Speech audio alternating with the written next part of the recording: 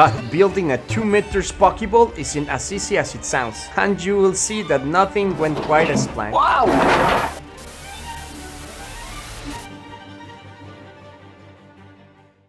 And of course, the first challenge of this project is kind of obvious. I mean, we need to design this Pokéball for people. So of course, the first thing we want to do is to scale up this Pokéball to be able to fit inside people, a coffee table, a Nintendo 64, and a lot of crazy stuff. The first step was to figure out the right size. I made a giant compass out of a piece of wood that helped me draw a huge circle on the ground. That way I could test how much space I will need to sit comfortably inside. Okay, now I'm ready to start designing the structure.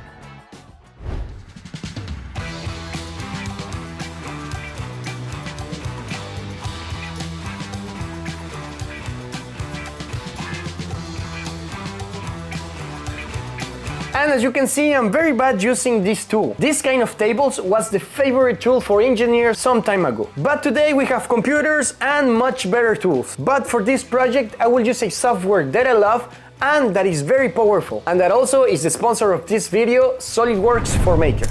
SOLIDWORKS is a powerful CAD software. SOLIDWORKS is easy to use because you can learn it at school and there is a lot of tutorials around the internet. However, this tool was exclusive for the industry. But not anymore, because SOLIDWORKS has now a new offer that is called SOLIDWORKS for Makers. And this tool is perfect for makers like you and me. Because with SOLIDWORKS we can create a lot of crazy things. Thanks to SOLIDWORKS for Makers, I was able to create the craziest projects on my channel. SOLIDWORKS for Makers offer is available today for $48 per year. Yes, you hear me well. $48 per year. And don't worry if you have a MacBook, because SOLIDWORKS for Makers Cloud, it's available for Mac. But now the big surprise is that my friends from SOLIDWORKS gave me a reduction code of 20% off. It will appear right here, or you can find it on the description down below. In this year 2025, SOLIDWORKS is celebrating their 30th anniversary. Imagine that, 30 years helping people creating awesome stuff. Thanks again SOLIDWORKS for the sponsor of this video, and let's continue with the build.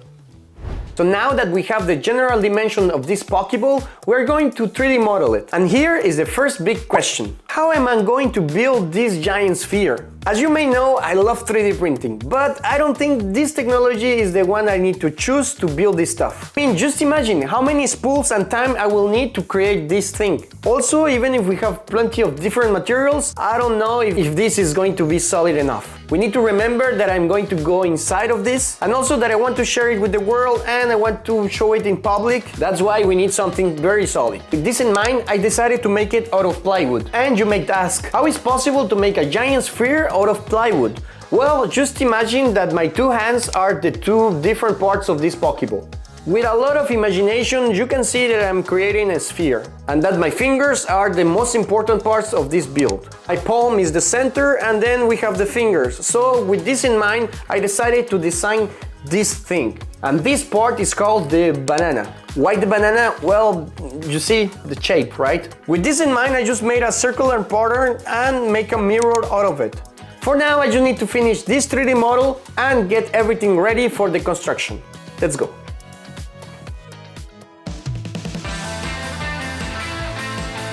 And here we have the scale model already assembled. And I love to do this kind of stuff when I'm working on big projects, because like this I can check if everything interacts well and if the assembly is going to be smooth or not. Also, it helps me to validate the dimension. Even if it's a scale model, I can just check if the person is going to fit inside. For example, here we have ash ketchum, and when I put it inside, I can just validate that one person can fit inside but not standing. Also, another thing that I saw is that inside we don't have too much room for the fit. That's why I redesigned the circle, and here we have a bigger one. Like this, I can put it inside and the person can fit better this time. And I must admit that this version was not my first idea. Here we have the first version of this Pokéball. As you can see, it was way smaller than this other one because I didn't want to make a giant Pokéball. But as you can see, Ash Ketchum cannot go inside very well, and this was a big issue. Anyway, I just thought to share this with you because doing these scale models can save you a lot of time later when doing big projects. I don't have a big CNC machine in my workshop, so I called my friends at ExoKit in my hometown to give me a hand. Alan and Morgan helped me a lot. They optimized all the cuts so we could fit everything using the fewest wooden boards possible. And now let's start with the assembly. The key part of this whole project is the centerpiece. That's what lets me connect all the curved banana panels and keep them perfectly aligned. I used some glue and stainless steel screws to make sure every piece was nice and secure. And the first problem we ran into was that the wood moves. To fix that, we built a fixture to keep the correct spacing between each section. And now let's take a break to explain you a little bit more about the problems that I have building this Pokéball. The project was doing great and we had a lot of progress on this thing. The first problem that I encountered is that now that we have the skeleton, we need to cover it. And I really thought that this will be simple. That's why my first idea is to use MDF and cover all the sections like this. You can see at first glance, we can say that everything's going great. But the problem was when the MDF was fixed, we found out that we didn't have a good sphere. So indeed, it was not a good solution. That's why we came out with a second idea. Why not put some supports here in different heights? Like this, the MDF sheet will have a rounder shape, but again, because we are working with an MDF 2mm thick sheet, but the problem was that it's not flexible. Or at least not flexible enough, and that's why we were breaking a lot of MDF sheets. And that's why we came out with this idea to use some polystyrene, and this material is used for construction. The main idea is to use these two wood walls and put inside some of this material. Then again, at first, the idea seems to be great, and I started to cut out a lot of these things. The problem was that we didn't have the same dimension at top and at the bottom. So because it was so very time consuming, I abandoned this idea. That's when 3D printing came to the rescue. And I modeled all this part and I decided to print a lot of these pieces on 3mm thickness. Like this, the main idea is to print a lot of these parts and do the whole covering using 3D printing. Let me explain you a little bit more about this process. I went back to something I'm really good at, 3D printing. But when I realized how many parts we will need, I knew right away that this was going to be tough. We needed 26 sections, each made of 8 levels, times 2 because I had to split them to fit inside my 3D printers. So that's over 400 3D printed parts in total. Luckily, my friends at Prusa sent me a ton of filaments to print everything. We were making progress, but not fast enough for my liking. So, to speed things up, I switched to 0.8mm nozzle, and that was a real game changer. After that, all my printers were running in full production mode. The Prusa XL printed huge parts super quickly with this new setup. But for the smaller parts that were split in half, I glued them together using hot staples, and I also used a jig to keep a perfect round shape. Then we had to install each level one by one, but thankfully Thomas, my friend, came to help me out. Yeah, it was long and pretty exhausting, but honestly it started to look really good. All the colors, the shape, it was finally becoming a real Pokéball. To open and close the Pokéball, we tested 4 perfectly aligned hinges and it worked really great. In order to make the whole structure stronger, we reinforced everything with resin and fiberglass. We made a template to cut the fabric so it would perfectly fit the round shape. I have to admit, I really didn't like working with resin. It sticks everywhere and it's super hard to handle. And here it is, 2 weeks of work in just a few seconds. Whew. And let's take a break because I want to tell you a little bit more about the sanding and smoothing process. As you can imagine, sanding this thing is a nightmare. We have a 2 meters big Pokéball and we have a lot of imperfections. This is because we use more than 400 3D printed parts. Also, we have the wood and we have the fiberglass and the resin. All of this together make us to have a huge sphere, right? But it's not quite smooth and it doesn't look beautiful.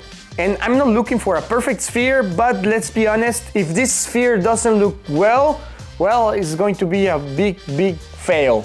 That's why we use a lot of putty to smooth out the surface. I will show you a little bit more about this, and it's kind of funny because we used a lot of putty, but we are sanding around 90% of it. And this is because in some areas we don't have a smooth surface and an even surface. I don't know if I'm explaining you this well, but it's a lot of work. Another thing I wanted to explain is about the door. So a Pokeball opens right in the middle, right? That's very easy to use, but I want to go inside, and also I want to invite some people to go inside as well to live the experience. That's why I didn't want it to cut it in half, because if I did that, people had to jump 1 meter to go inside. That's why I decided to make a cut like this and make something like a door. And even making this was a pain. But again, 3D printing came to save me, and right now we are not so bad. I'm just waiting a little bit more for sanding because I'm really tired,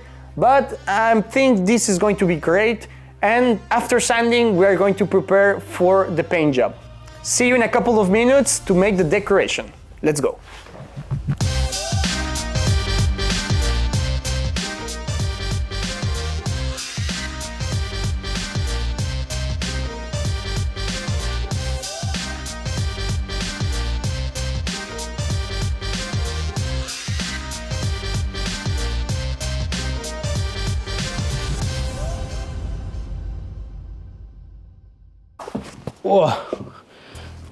Feeling a little bit tired, to be honest. So now I'm inside of this Pokeball. At last we finished the paint job. It's beautiful. You will see at the end of the video what it looks like. But now we need to begin on the decorations and the inside of this Pokeball. As I said on the beginning of this video, I want to make a gaming room. So I will install a Nintendo 64 and an old TV. Why a Nintendo 64, you may say? Well, because I'm a 90s kid and I grew up with this console. I want to play some Pokemon Stadium, Smash Bros and things like that, and this will be my ideal gaming room. But how am I supposed to power this Nintendo 64? Well, that's why we have these cables here in my hand. I want to bring some electricity inside of this Pokeball with one socket. And I will put a special connector like this. We can plug and unplug this Pokeball if one day I need to move it for an event or just to move it around. I know that I will not charge a lot of power on this connector, and maybe I will change it later, but for the moment it will help me only for the Nintendo 64 and the old TV.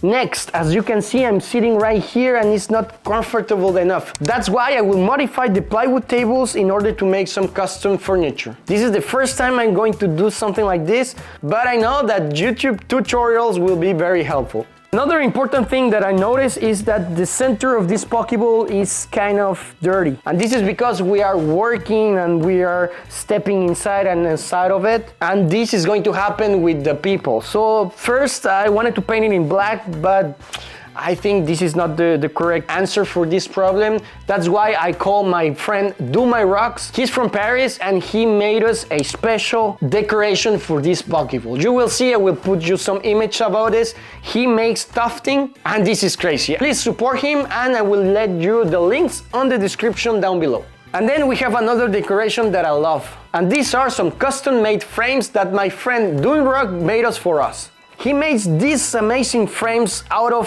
Pokemon cards. Again, if you are interested on his work, I will let you the links in the description down below.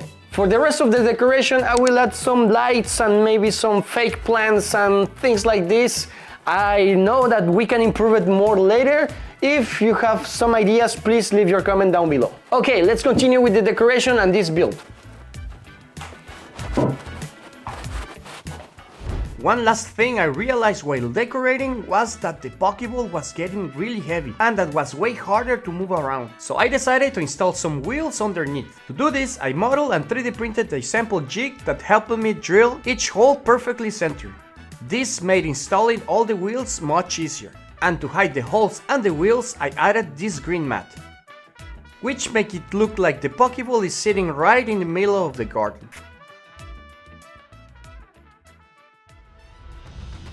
Everything started with this question: what happens inside a Pokeball?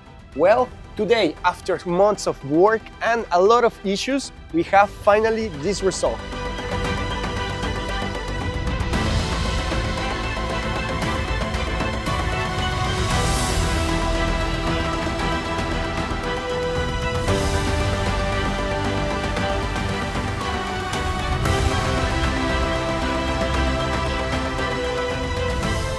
finally, now we are ready to discover what's hiding inside the Pokéball.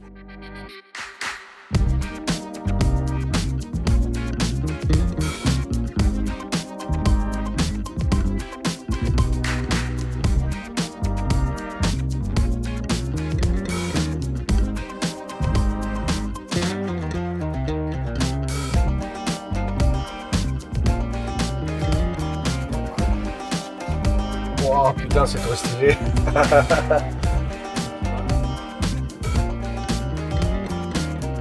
And here we have the final result of this giant Pokéball. I'm pretty amazed with this result and I'm pretty happy with it. We had a lot of challenge on this project and I'm pretty sure that we can improve it even more. So if you like the idea, please don't hesitate to like and share this video, because if this video does well, we can maybe do a part 2 or a part 3. And to finish, I want to thank Doomrock, Rocks, 3D Mon, and also Prusa and SOLIDWORKS for collaborating and sponsoring this video. See you next time for another project. Bye bye.